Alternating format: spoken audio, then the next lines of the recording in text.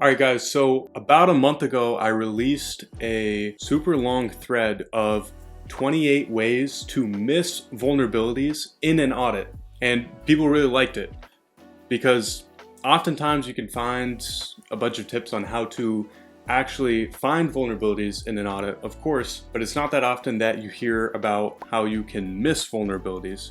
And in fact, I find it really easy to come up with ways that you can miss vulnerabilities. I actually had a lot more than 28. I had to cut it down. And when you can come up with these ways to miss vulnerabilities, you can easily flip that and turn it into a way to maximize the number of vulnerabilities that you're actually able to dig in and uncover when you're doing a smart contract audit. So in this video, I basically want to walk through that list. We'll talk about each of the 28 ways, and we'll even throw in some bonus ways here at the end. And what I want to do is I want to take each way and flip it, and then we'll see exactly what we can do to do the exact opposite and find as many vulnerabilities as possible. All right, but first, before we get into it, who am I? My name is Owen.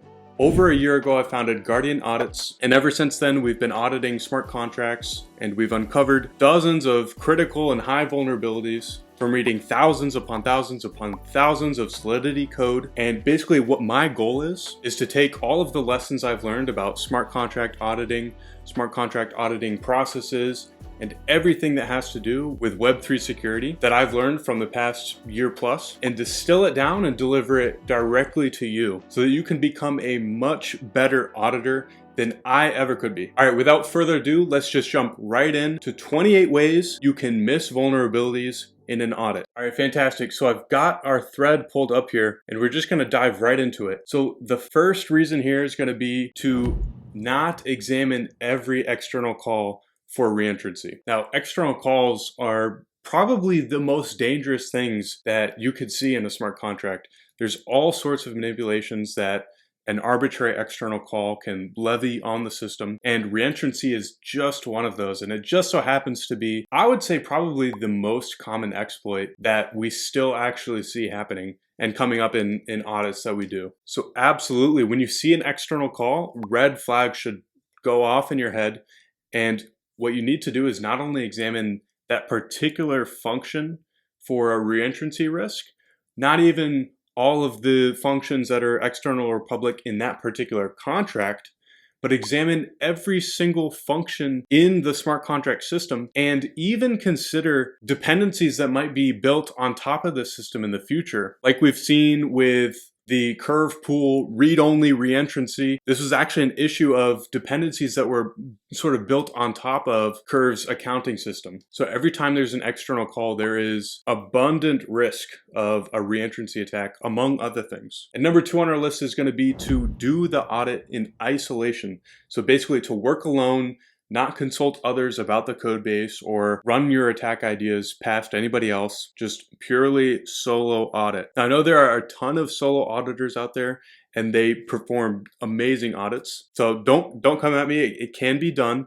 But in my experience, collaboration absolutely 10x's the quality of an audit. And it does so in a few ways. So first of all, especially if it's a large code base, you're able to sort of branch out and learn the code base as sort of like a hive mind a lot faster than you otherwise would have. And then what you can do is you can share your context from different parts of the protocol and sort of come up with attack ideas together. And then also a second really important thing about collaboration is when you come up with a finding, a lot of times what I find is I am like convinced of a finding, but then I'll bring it up to like my co-founder Daniel, and he'll point out like, oh, well, it's not really that big of a risk because of this issue, or, you know, actually this validation here will make it revert and it won't actually be an issue. So a lot of times it helps you sort of sift through those false positives that you might get and overall just deliver a more well-reviewed, accurate report that really hits hard, where every issue on the report is a valid issue that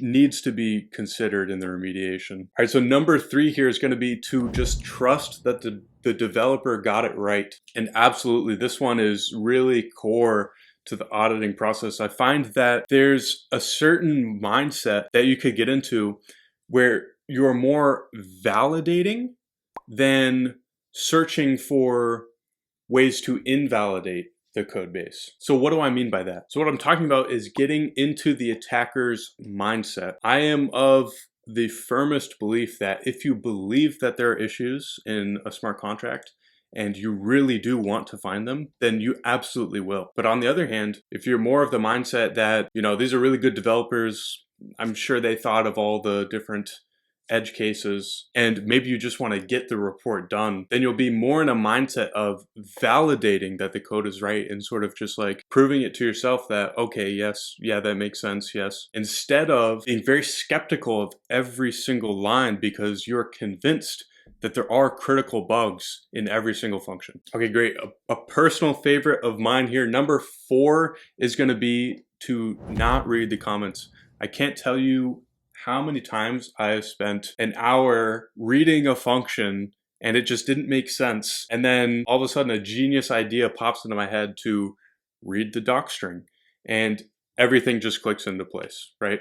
So reading the comments, reading the README, reading all the available documentation is a surefire way to like massively speed up the context gaining phase and get you all the information as quickly as possible so you can focus on the actual interesting bits. This next one here, number 5, is going to be don't write tests. So I think actually most audit reports probably won't include any written tests, but it's something that we found is a huge value add, especially if you see that a code base doesn't have great code coverage. Then writing test cases that fill out the code coverage and cover some interesting edge cases are a fantastic way to uncover some bugs that the developers just didn't think about. Number 6 is going to be to only think about the audit when you're actually looking at the code base. So in my experience with especially the larger audits that we've done, there's a certain phase of the audit where we're just learning the code base. And then once I have the code base basically indexed into my brain, I could go take a shower and think about a particular attack vector, and I can work through it in my head and see, okay, I think this will work because when I do this, execute this function, it will change this state variable and do that. And so basically, once you have gained the context and you basically have the contracts downloaded into your brain, you can go anywhere. You can go to the gym, you can go get groceries, and you can be thinking about different attack vectors the whole time. And so this is a great way to massively boost the amount of vulnerabilities that you find. Is you'll just be out and about, and then an interesting case will just pop in your head, and then definitely write it down immediately when it does. I can't tell you how many times I've thought of something and then literally not been able to unearth that same thought again. So definitely write it down. It's a habit I've been really engaging in as of late. But number 7 here we have, don't check if external calls can DOS by reverting or spending a lot of gas. So this is another aspect of external calls that we talked about, where external calls are just so risky. And particularly what this is talking about is if an external call can force the transaction to fail somehow or expend a ton of gas, that could be potentially quite dangerous for the protocol. So number 8 here is going to be to assume that contracts receiving Ether have a receive/fallback function and a withdrawal mechanism. So this is a classic one. This is one that we see more often than we should, where a contract is receiving Ether in a system, Ether is being sent to it from other contracts, or it's just expected to receive Ether. Maybe it's withdrawing its wrapped ETH or something like this, but it actually doesn't have a receive or fallback function for whatever reason. And this is probably one of the easiest critical vulnerabilities you'll find, is not able to receive the Ether, which could be easily potentially catastrophic for most smart contract systems. So it's important to validate, depending on which chain the protocol is being deployed to, that the receive and transfer functions don't take up more than 2300 gas. And that's because some wrapped native tokens, such as wrapped phantom and wrapped avax, among others, actually use .transfer, which has a limit of 2300 gas when you are withdrawing the native token. Okay, great. So another personal favorite of mine, assume parallel data structures will always be in sync. So this is a really fun one when you find it. And when you see two different state variables that essentially more or less in one way overlap and track the same thing, oftentimes there's a way to turn a knob and get those to be out of sync. And so this is something that is wonderful to fuzz test, or if that's not possible, then to just examine all of the edge cases and see how you could possibly twist some knobs to get one of those out of sync in disagreement with the other. Number 10 is going to be don't look for gas optimizations. And to be honest, if you wanted to specifically focus on finding the most number of medium, high, and critical vulnerabilities, this might actually be what you want to do. But in terms of delivering a really high impact, valuable report, seeing a bunch of gas optimizations really shows the effort and scrutiny that was given to the audit, and depending on the chain that they're deploying on, could save them more than the cost of the audit over the long run. 11, this is a huge one. It's to not make notes or in-code audit tags. So this sort of relates back to what I was saying about writing down these thoughts that you have as they pop into your head. If you want to miss vulnerabilities, then think of them while you're reading the code, and then don't leave any comments or anything. just keep moving on, keep looking at what you're looking into.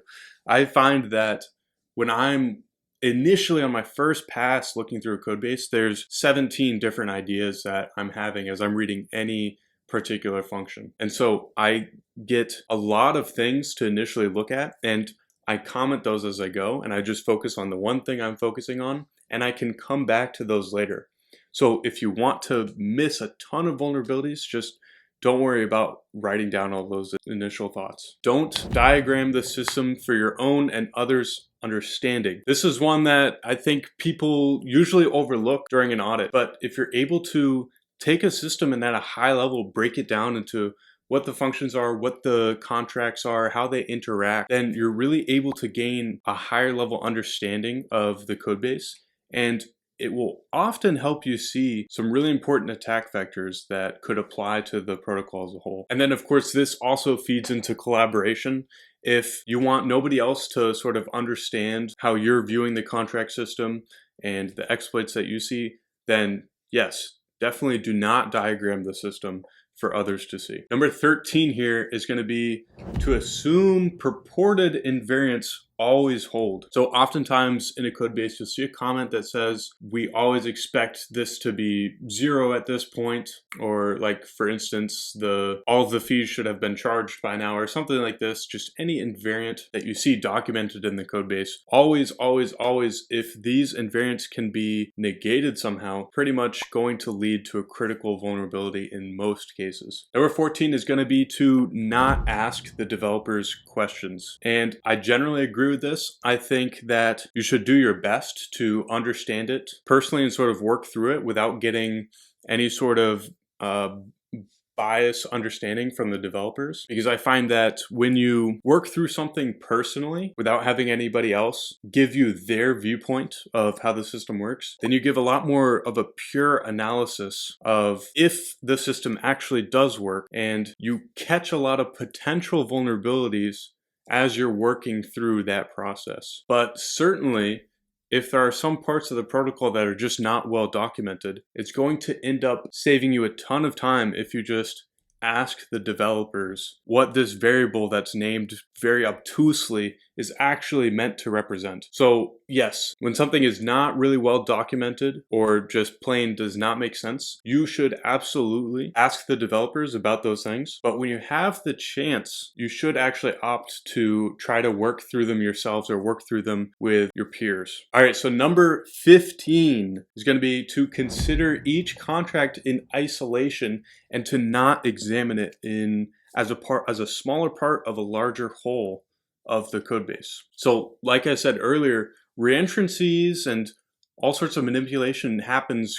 cross-contract as a part of the whole system. And so if you're only examining each contract individually, you're missing out on an entire order of magnitude of vulnerabilities. Like, imagine if you only looked at a single function and only considered exploits that could happen within that single function. Matter of fact, what if you took a single line in the function and only considered exploits or vulnerabilities or bugs that could only traverse that single line? Of course, that's obvious. We want to look at lines as a set of lines, and we want to look at contracts as a set of functions. So obviously when we want to look at the system as a whole, as a collection of contracts, we want to really spend time examining how each contract is interacting with each other one to uncover what will probably be some of the more interesting vulnerabilities in the system. All right, number 16 is going to be to not look at test coverage. This is a really simple one. This sort of goes along with just trusting the developers, but to basically assume that everything has been well tested. But in fact, you might be surprised at the number of protocols that have pretty poor test coverage. And if you actually go and check it out, you can often find some really great vulnerabilities just by filling out that test coverage. All right, number 17, this is a great one.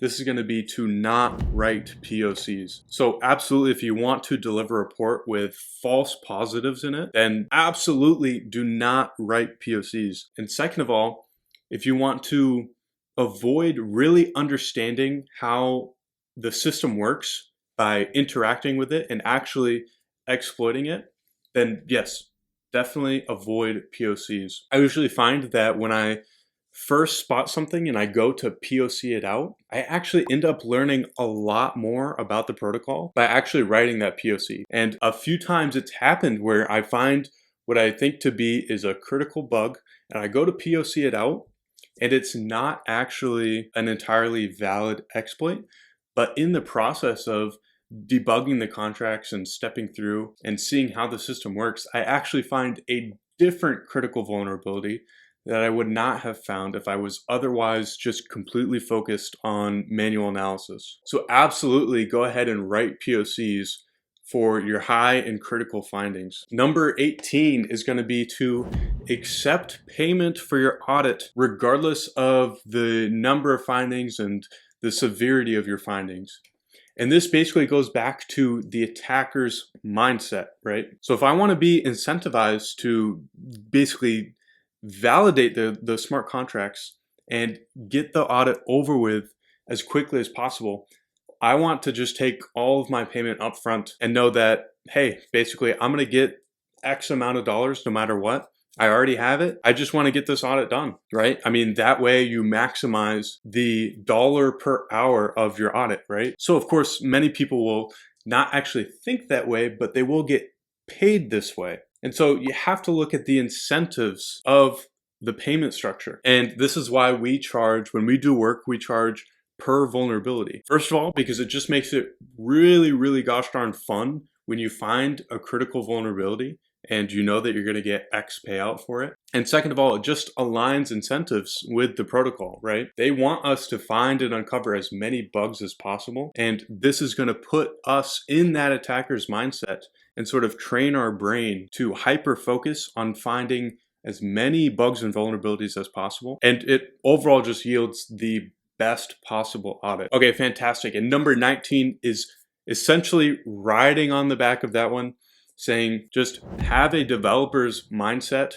rather than an attacker's, right? And this goes back to validating instead of looking how we can invalidate the code. Okay, number 20 is going to be to do multiple audits at the same time. I think I've heard of a few people who said that it's actually helped them to do multiple audits at a time, or they find it nice, where maybe you get an idea from working on one code base and maybe you try to apply it to another. But in my experience, it's always been best to focus 100% on one audit at a time. And so absolutely, if you want to miss as many vulnerabilities as possible, do 7 audits at a single time. I think you'll do great.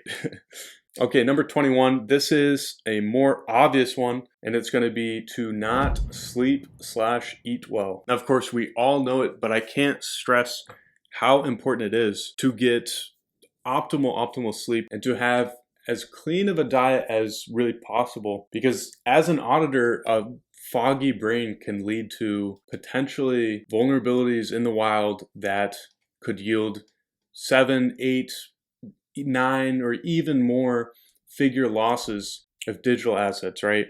So of course it is our duty to take the utmost care of our bodies so that we can ensure the highest level of security for the Web3 ecosystem. All right, number 22 is going to be to not examine division symbols for precision loss or divide by zero reverts. So this is something that automatically should go off in your head as soon as you've seen a division symbol. It could cause potentially critical precision loss in any calculation, and it could cause a divide by zero revert, which can give an attacker a knob to twist where they can make a transaction revert, which can be potentially used as like a little Lego block in a more overarching attack that yields a critical exploit. And then similarly, we have number 23, which is to not examine subtractions for underflow reverts. So similarly to a divide by zero revert,